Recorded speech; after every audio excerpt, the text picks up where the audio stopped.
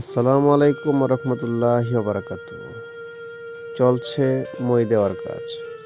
গ্রামের কৃষকরা এভাবে হাতে টেনে টেনে তারা মই দিয়ে থাকেন।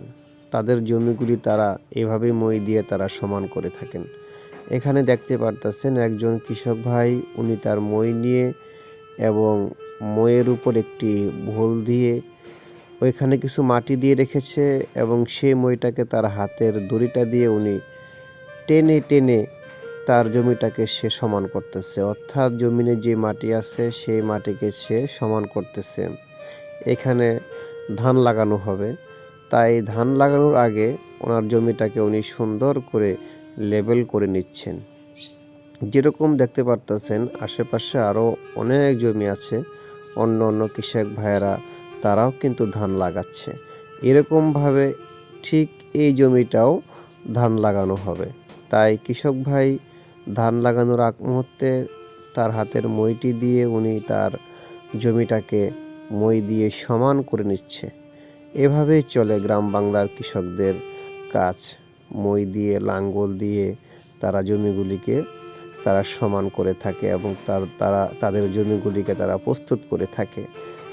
এখন মেশিন চলে এসেছে, মেশিনের যুগ। মেশিন দিয়ে হাল চাষ করে, মই দেয়, সব কিছু করে। এখন কিন্তু মই, লাঙ্গল এগুলি কিন্তু দেখাই যায় না, তারপরও হঠাৎ হঠাৎ দেখা যায়। এগুলি কিন্তু অনেকটাই ভালো লাগে। পুরনো জিনিসপত্র দেখতেও ভালো লাগে এবং পুরনো জিনিসপত্র দিয়ে এখন কাজ করতেও ভালো লাগে। তো বাংলার কৃষকরা কিন্তু এখনও অনেক অনেক কৃষকরা তারা আগের যে জিনিসগুলি তারা এখনও ধরে রেখেছে, এখনও তারা সেভাবে তারা কাজ চালিয়ে যাচ্ছে। এখানে দেখতে পারতেছেন কৃষকরা তারা কিন্তু ধান লাগাচ্ছে। কি সুন্দর একটি পরিবেশ, তাই না?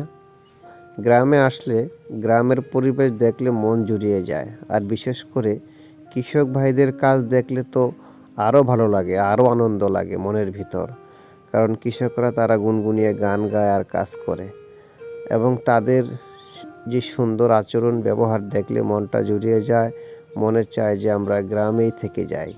আমরা যারা শহর বন্দরের মানুষ আছি তারা গ্রামে আসলে কিন্তু অন্যরকম একটা শান্তি অনুভব করি আমরা, কারণ গ্রামে আসলে শান্তি এবং গ্রামের মানুষরাও কিন্তু অত্যন্ত সহজ সরল এবং ভালো মনের হয়ে থাকে তারা, এবং তারা সুন্দর করে কথা বলে মানুষের সাথে এবং তাদের আচার ব্যবহার অত্যন্ত ভালো।